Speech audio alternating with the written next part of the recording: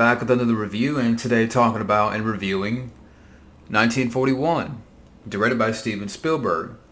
And this is a fun movie. I wouldn't say it's going to be a favorite of mine. It's not going to be like a go-to comedy or my top favorite of comedies. But it's still fun. I mean, it would for me it's best described as, and this is just my take on this movie. It was more fun to see what they were able to pull off in terms of talent, because you have a great cast here from John Belushi, Dan Aykroyd, John Candy, Robert Stack, Ned Beatty, Lorraine Gary from Jaws, Murray Hamilton, who was the mayor in Jaws. You got Christopher Lee in the film, Tim Matheson, Treat Williams. So great cast here. It's fun to see what they were able to pull off on a visual front. And, taking place in the 40s. And it definitely has a big feel to it. And the spectacle.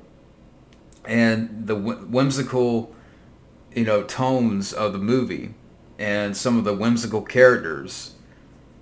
It was more fun to see all of that stuff than I got a lot of, let's say, laugh out loud moments. But I still enjoyed the film. And the plot here, basically, this is after the events of Pearl Harbor, and hysteria has gripped California, and you have this Japanese sub, they're trying to launch an invasion, and the film kicks off with a parody on Jaws, which was fun. Basically, you have the same girl in the beginning of Jaws. She goes out into the ocean, naked. And when you think that she's getting ready to be attacked by a shark, a Japanese sub rises up to the surface, and she's hanging on like this, and a Japanese soldier comes out of the sub, and he's staring at the girl. And, a fun way to kick off your movie. And they even play a little bit of the Jaws theme, making fun of Jaws. So again, it's a fun way to kick off the film. You know what you're getting into here. And from there, we're introduced to all these different characters. And throughout the film, it really bounces between characters. You don't get a lot of time spent on, let's say, one or two characters. And that's one thing about the film that I wish they would have done. Because John Belushi and Dan Aykroyd are on the cover.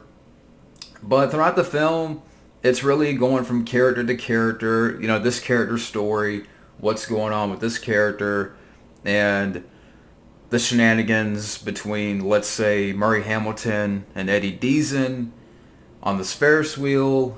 Ned Beatty and Lorraine Gary, they're a couple. John Belushi, he's a crazy pilot. Dan Aykroyd's character, what he's doing. Treat Williams. So, again, it really bounces between the cast here and the different whimsical characters. And the Japanese are getting ready to invade California, and it's up to these characters to stop this invasion. And that's kind of the plot here. Now, again, getting to the cast, I mentioned all those names before. And again, it's a great cast. John Belushi, he was great in here, as this crazy pilot.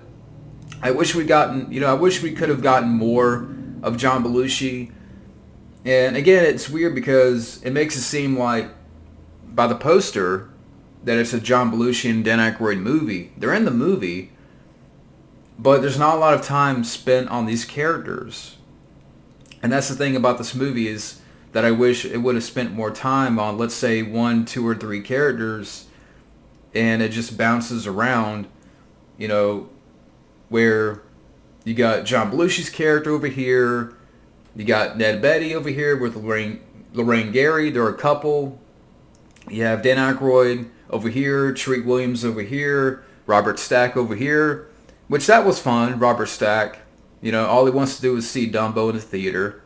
That was fun stuff. I like Robert Stack. So you got Robert Stack over here.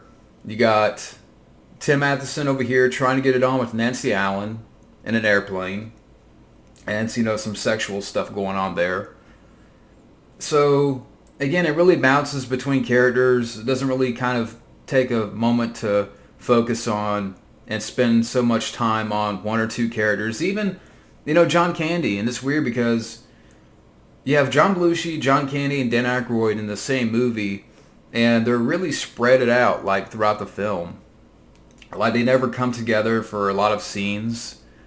And that's the weird thing here. It's a very talented cast, but again, that's just one thing that I wish they would have done better is focus on, maybe one, two, or three characters. And then you have this other thing going on over here. I forgot the actor's name. I don't know why it's leaving me. But he gets kidnapped by the Japanese and, brought to their submarine, and he swallows a compass, and they're trying to get it out of him by giving him prune juice. I don't know if I really care for all that stuff. And again, I forgot the actor's name. I should know this. Go to Wiki real quick. Slim Pickens. Yeah, there you go. And so yeah, Slim Pickens, he gets kidnapped by the Japanese, and he swallows a compass, and they're trying to get it out of him by giving him prune juice.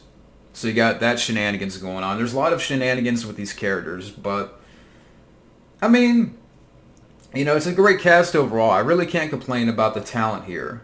I mean, even today, you look at the talent in this movie, and it's still, like, that's a big ensemble. I mean, from John Belushi, Dan Aykroyd, John Candy, Robert Stack. It's a great cast. I can't complain about that. But again, I wish it would have focused and spent more time on maybe one, two, or three characters. And again, on the visual front, what they were able to pull off with certain scenes, and especially in the end where the Japanese attack and they shoot off this bomb. You have this little side story with Murray Hamilton and Eddie Deason on a Ferris wheel, and I don't know if I really care for that stuff. There are shenanigans, but their Ferris wheel gets bombed, it breaks loose, and it rolls right into the ocean. I thought that was a cool scene. Again, it's all practically done here, and I would like to have been there when that scene was filmed, how they were able to, do that. And then also in the end, you have this one scene where Ned Beatty's house rolls down a hill. And again, it's a real house that they push down a hill. And I'm like, so there's a lot of big spectacle in this movie, and it feels big.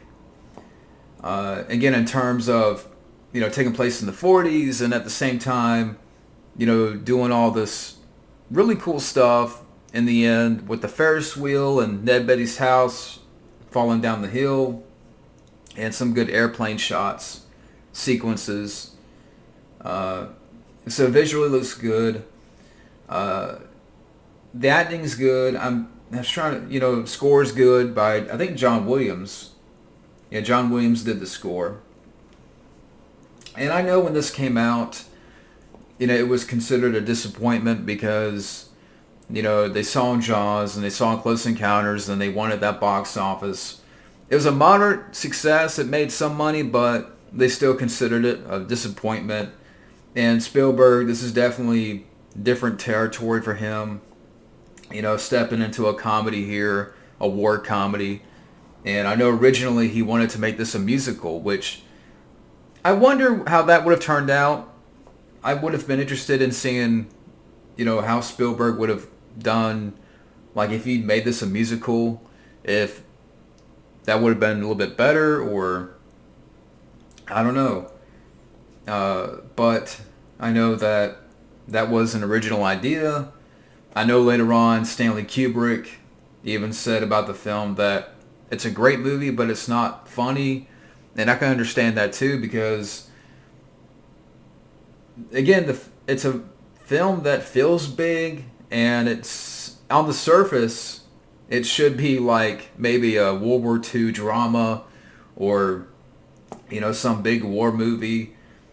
But you also, again, you look at this cast, it's like John Belushi, Dan Aykroyd, John Candy in a war movie. But it's a war comedy. And, I mean, if you were to ask me, I prefer other war comedies like Stripes. I prefer that more. But there's still some fun here. There's still some fun gags here in this film. So again, I mean, as far as like Spielberg, trying something different here, I give him credit. I mean, yeah, I mean, I would say Jaws, of course, is a better movie. Close Encounters is a better movie. He tried something different, even though they felt it was a disappointment, but I would still say, okay, he tried something different. I don't think this is his worst movie. I still, well, I kind of mentioned one or two nitpicks with the film. I still enjoyed it, but it's nowhere near his worst. So,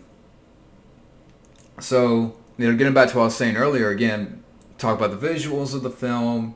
The pacing, I mean, the runtime is 2 hours and 26 minutes. Maybe they could have trimmed back, 10, 15 minutes. I don't know if it needed to be, 2 hours and 26 minutes. And when it comes to the DVD here, this is the collector's edition. So features, you have restored footage not included in the original theatrical release.